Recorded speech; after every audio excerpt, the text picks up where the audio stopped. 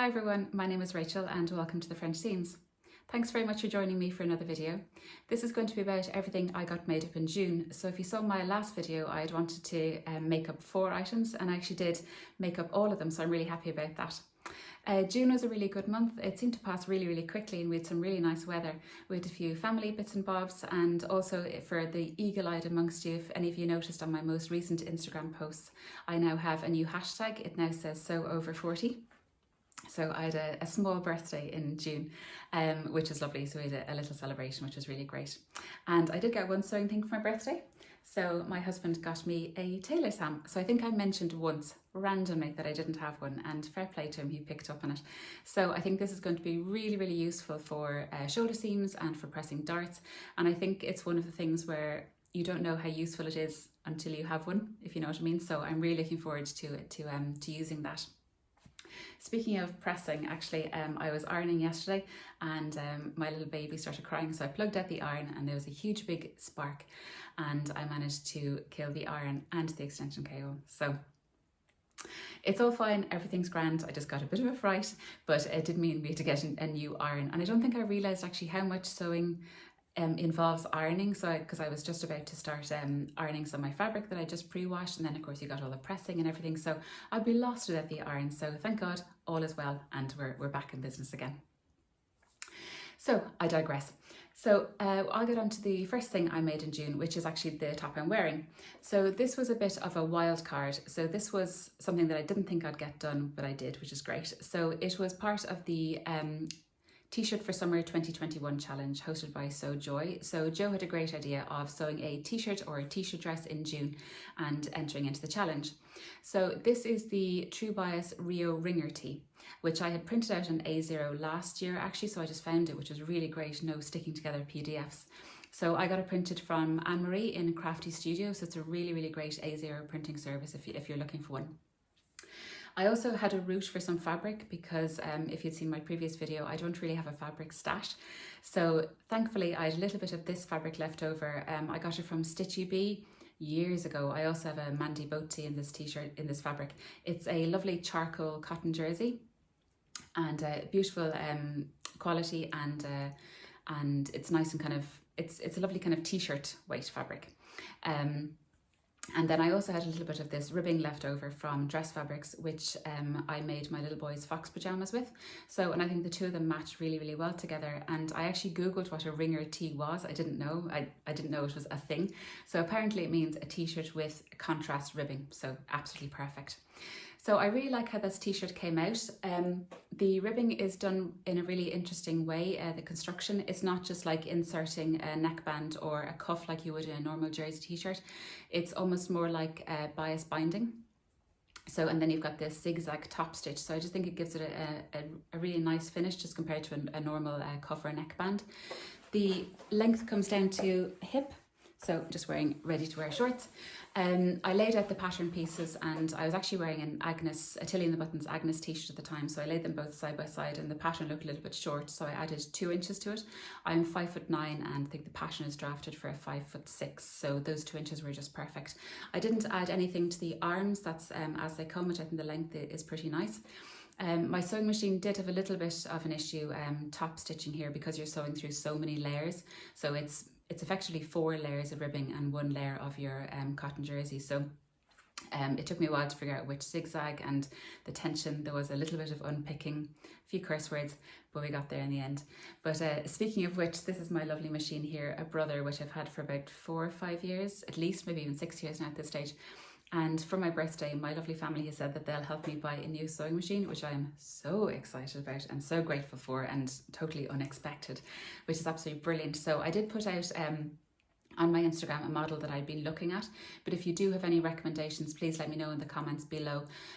This one is absolutely perfect, but I would just love a little tiny upgrade, maybe that does better buttonholes, maybe that has a few more little stitches, maybe it's a little bit more up to date. It'd be really wonderful. But no, I do love this machine. I quite like the Brother machines as well. It served me really well, but I think it's time for a nice little upgrade. Anyway, back to my t-shirt.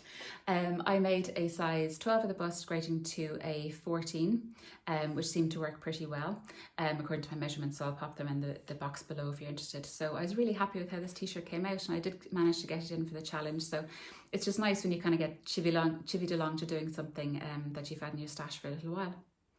So I'll show you my second make, which is, if you watched my last video, out of a mystery fabric.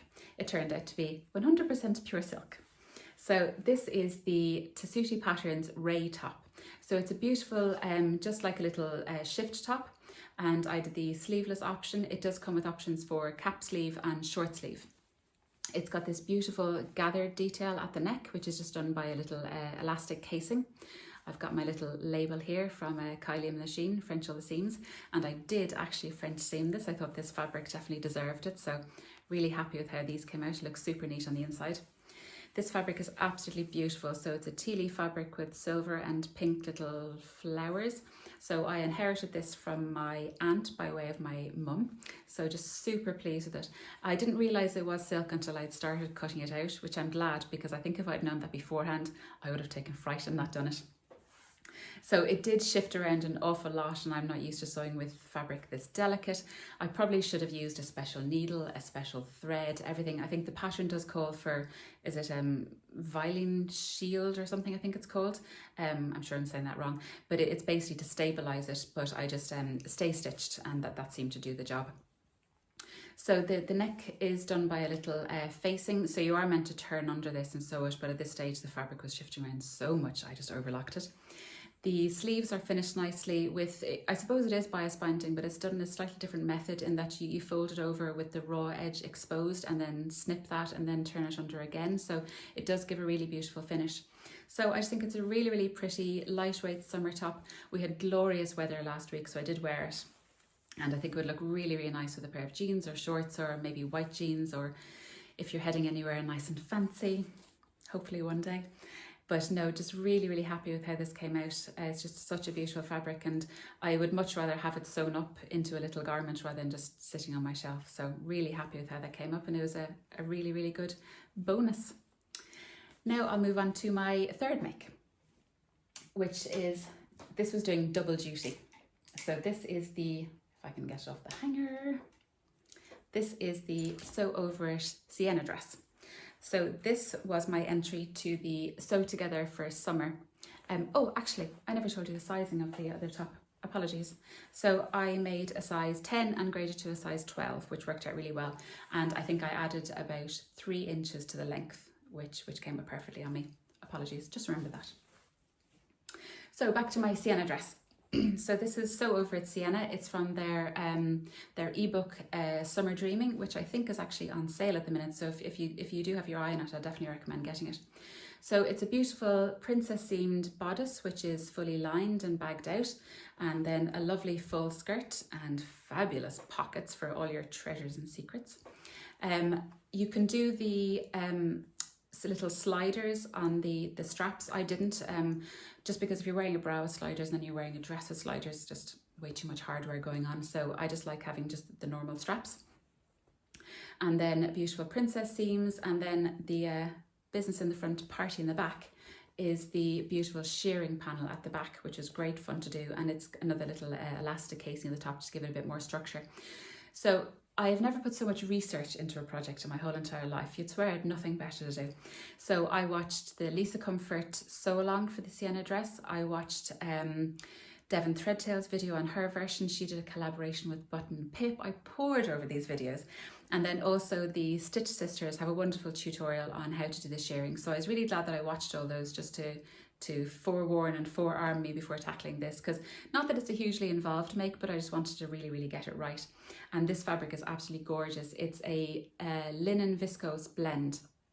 So it has a beautiful linen look, but it doesn't crease, which is fabulous, because I was really afraid that it would. And it didn't actually drop that much. I was worried that my hem would now be completely skew-if, but it's not, it's really good. So I did make a toile for this as well, which is very, very unlike me, but I was afraid the bodice was going to come up a little bit too short. So I added 2 inches to it. in actual fact, I probably could have got away with just adding 1 inch, but it meant that I could then use my toile as the lining, which is this cute little starry cotton, which I just had in kind of my crafty stash for an awful long time. So the shearing was good initially. You can tell at the top it looks really good, and then gets kind of a little bit worse towards the bottom. So it looks much better from further away, shall we see. And you can tell that I really love this fabric because I've put in a little embroidery hoop there. I saw that idea on the Thread Courters vlog, the lovely Susie, and that hides the plug. So it's a good way of hiding any unsightly electricals. So I keep jumping from point to point, I'm very sorry. So the shearing, it was really fun to make, and the tutorials are really good when you do watch them. It does give you a little bit of good information on how to handle the shearing and the fabric. And it's funny because it gives you a template of what size your shearing should end up to be, and it took a long time for me to get there, but we got there in the end.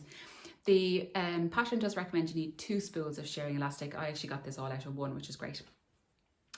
So then the bodice goes into a lovely full skirt. So it's got beautiful gathering bits here along the front, and then it's also gathered under the shearing panel. And then it's got a lovely buttonhole placket, which looks really smart. And this is the midi length. So I'll pop in a few pictures of me wearing it to show you better. And so it's a really good length on me. I didn't add any length to the skirt, so that worked out really well as well. I also did covered buttons, which I actually really like doing. They're just the little snap together ones. I got them from, I think, Amazon years ago, so that they worked out really well. I think there's about 10 or 11 buttons in all, actually, quite a number. So I'm really happy with this. So I was able to enter this into the Sew Together for Summer Challenge, which was hosted by Rock of Sienna, Sewing in Spain, and Sew Sarah Smith, which is a fabulous challenge that they run every year, actually. It's great. And this was just a summer dress. So I had this fabric and the pattern in my stash since last year and never got around to doing it, so I was really pleased that I got the push now to finish it off this year and got to wear it for my birthday. So I made a size 12 at the bust, graded into a 14 at the waist and a 16 at the hips, and that seemed to work out pretty well. I was a bit afraid of where the princess seams were going to lie. I probably could have got away with not grading to a 16 at the hips. I think they do say in the pattern instructions that if you're in between sizes, you don't have to because of the shearing panel at the back. However, I was just worried that the side seams wouldn't sit in the correct position. So that's why I just stuck rigidly to my measurements against the pattern. So it seemed to work out okay in the end. And I'm just really, really happy with it. It's just a beautiful dress. You know, those makes you put on, you're like, yeah, I really like this. So all we need now is the weather to come back because it's absolutely chucking it down at the minute. So if we got some more lovely weather, I will definitely be wearing this more. So yeah, I'm really happy with this pattern. So now, and onto my last make, which I'll just throw on and be right back. And this is my last make for June, and this has to be my favourite, if not the whole year actually. I just absolutely adore this top. I'm just so pleased with how it came out. This is the Sew Over It Audrey top.